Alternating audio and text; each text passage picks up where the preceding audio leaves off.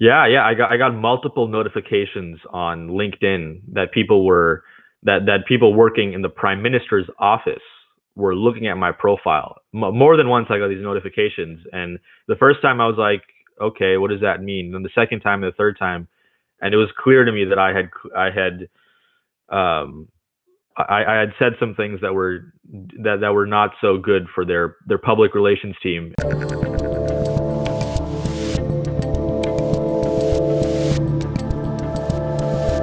I'm Dave Rubin, and joining me today is the Substack essayist for Noble Truths with Rav Arora and journalist who I don't have to put air quotes around. It's quite lovely. Rav Arora, welcome back to the Rubin Report. Hey, Dave. It's good. It's good to be on, and it's good to get that formal Noble Truths with Rav Arora introduction. I'm still working on that branding, but I like the way you said it for sure. Appreciate it. Noble Truths with Rav Yeah, Arora. that's good. It sounds pleasant and lofty, and really the highest compliment that I can give someone these days, the fact that I can call you a journalist and I didn't have to do air quotes. I mean, does it get any better than that? Yeah, and I don't have any formal education, so for some people that evokes a lot of skepticism about who this weirdo writing in his mom's basement is. But I think for a lot of people, it's just I just kind of just say what I want to say, and I'm just straight with the facts, and I don't try to spin it according to any kind of preconditioned narrative. I'm not working for anybody. I'm just writing about issues that are important to me, and I don't really identify as liberal or conservative. Just kind of trying to make sense of the world, whatever comes my way, and if that means I'm going to sound a little left on something or a little right, I just go for it. Well, Rav, I would rather have a weirdo in his mom's basement than someone that went to Columbia Journalism School, so you are good to go.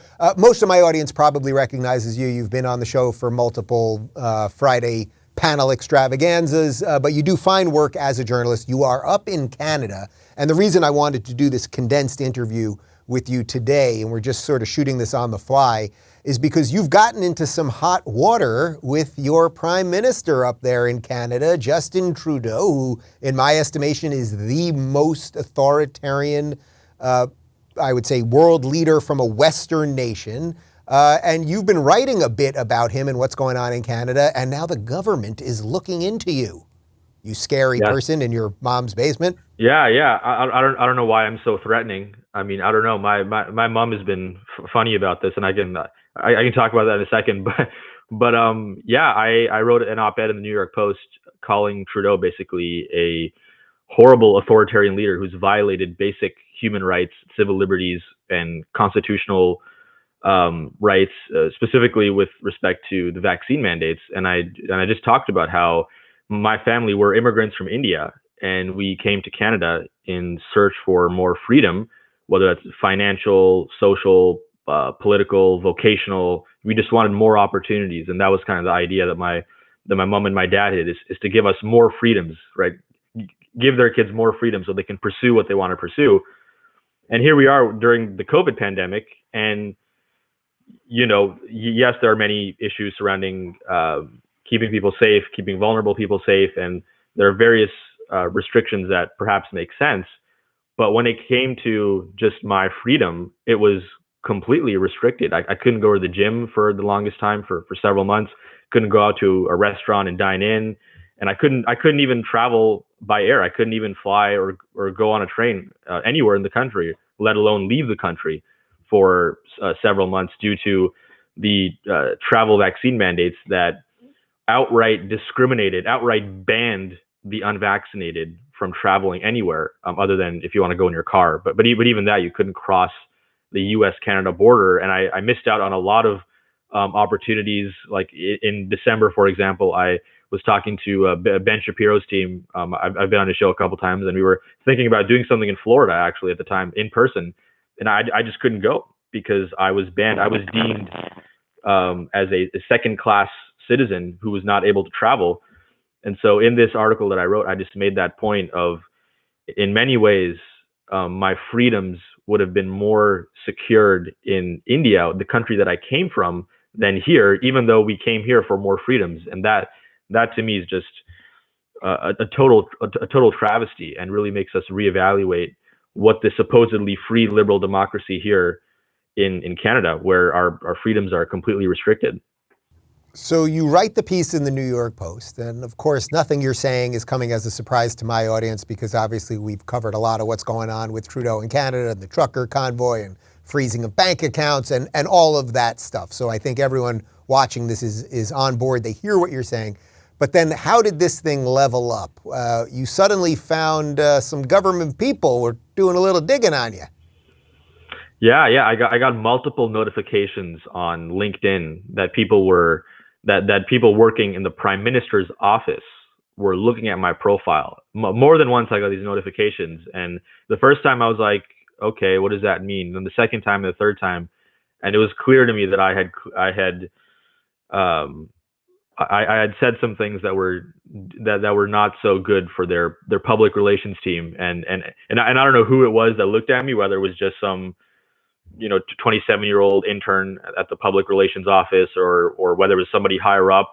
A lot of people think it's somebody perhaps higher up who, for them, like, this is really bad press, right? And that's obviously not my goal. My goal is not to just shit on Trudeau. My goal is to just say what I honestly want to say and talk about some of the disturbing authoritarian trends in this country. And it seemed to have rung an alarm for them, and they wanted to look into me. And I don't know what the implications of that is, other than I'm on the Prime Minister's radar, and I should probably put that on my Twitter bio.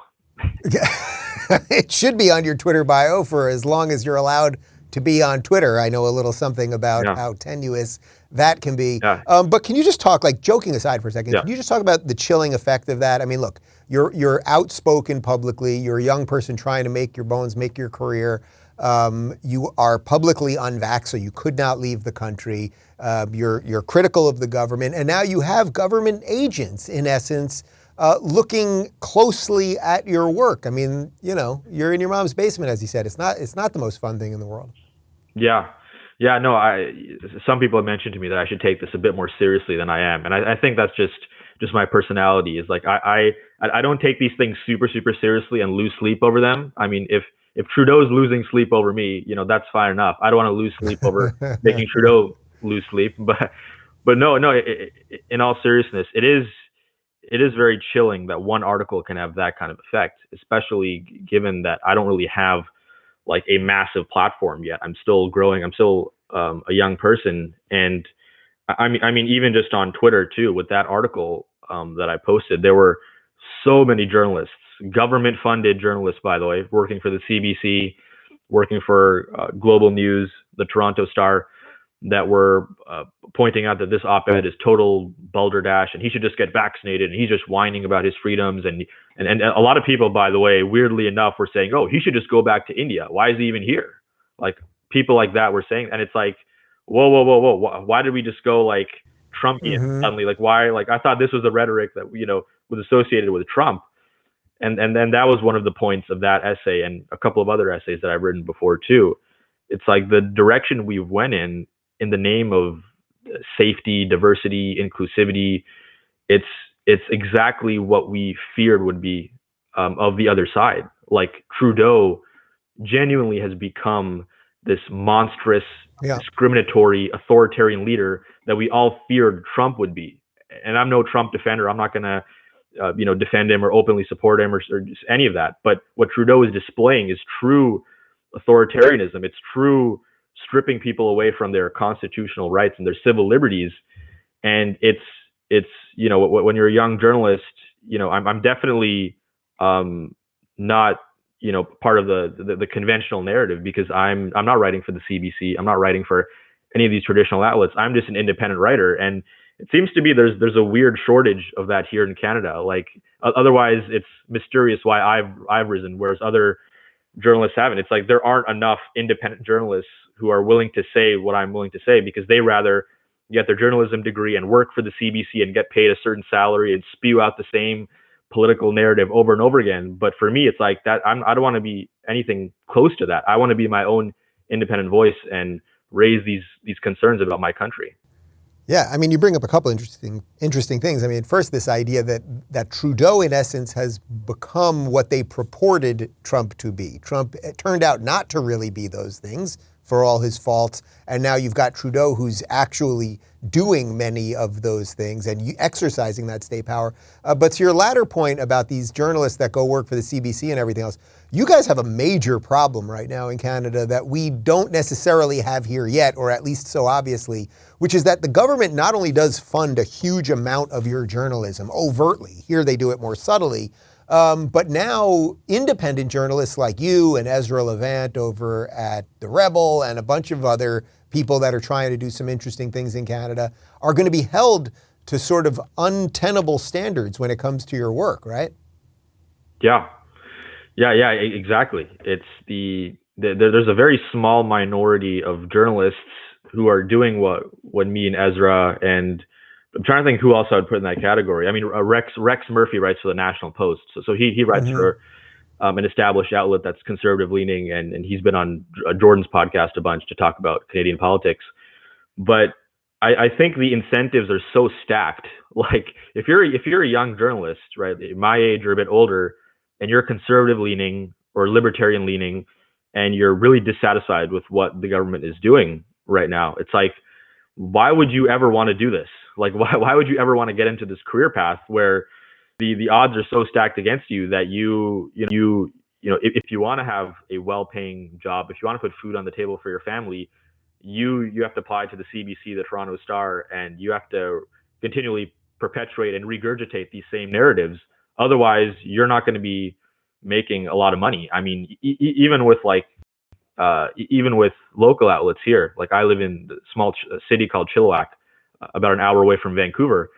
And the editor of the Chilliwack Progress, he's openly called me like an alt-right conspiracy theorist, a right-winger, somebody who's covering for white people. Like he's openly blocked me on all platforms. He's called me alt-right and horrible names. And it's like our local newspaper, which is thankfully dying and it's not doing that well. Even there's a very deep established narrative, even though we live in a fairly conservative area, actually. But even the local media outlets, let alone the national, the federal, the provincial level outlets, they've also established this given narrative. And so you have a lot of people who might be interested in becoming journalists, but they just see that this is not going to be financially sustainable. So then they become professors, they become accountants or lawyers or doctors or whatever. That's kind of where it's at. But so it's very rare for people like me who are young, who have kind of taken this risk. And maybe because I'm young, I'm more able to take a bit of that risk because I have certain freedoms, living with my parents still and doing these kind of things where I can take these big risks and speak out for what I want to say, whereas other people just financially, given the media ecosystem, just aren't able to. How much longer do you think the situation in Canada is sustainable? I mean, look, you've got people like Jordan Peterson who are outspoken critics of the government, and I think Jordan is at least considering leaving Canada altogether. Gad Saad, who of course, professor at Concordia, one of my best friends, he is often talking about leaving Canada. Viva Frei, another big actual journalist, lawyer, he just left. He moved to Florida this week. I mean, the brain drain on a society like that can't last forever. No, it's, again, I've already talked about journalism, but it's same with academia. You go, like even my local university, I've already mentioned my local newspaper. They hate me. The local university, there's also professors there who, there was one a think tank that I wanted to be part of that was about having young people talk about real political issues, particularly about race. And I wanted to get into this. And the professor openly said to me, like, no, you're not welcome. Like, we don't want any of your views here. Like the dominant narrative within universities, it's so centralized, it's so narrow-minded that people who even are outside of the norm, they're immediately excluded and they're immediately marginalized. So there's this big intellectual dominant force that's very left-leaning here in Canada across universities. And I'm not going to say like all universities or everybody's like that. There are wonderful professors that I work with, although more about like religion or psychology or other things that aren't as politically affected, you might say. But for journalists who are coming up right now, and for people in academia, in the humanities and the liberal arts, it's like there's an increasing ideological monoculture where you have to abide by these certain religious precepts with regards to gender, with regards to race, with regards to inequality, with regards to vaccination status. And if you don't toe that line, then you're immediately an outsider. And it's making people like myself think about potentially moving too. I don't know what'll happen, but I think I'll definitely want to move here at some point in the future. I don't know if you've heard, but the sun is always shining here in the free state of Florida. Hey, I would consider it. I would genuinely consider that.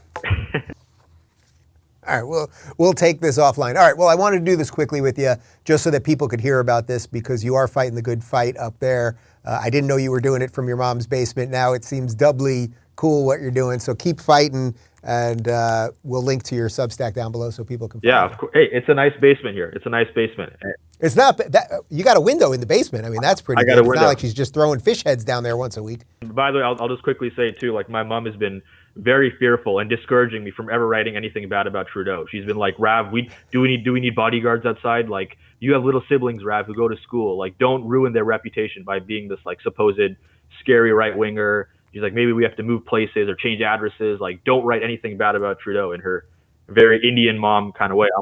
I'm like, Mom, I'm going to move out. And she's like, fine, do it. And I'll move with Dave Rubin and look after his kids in August, maybe.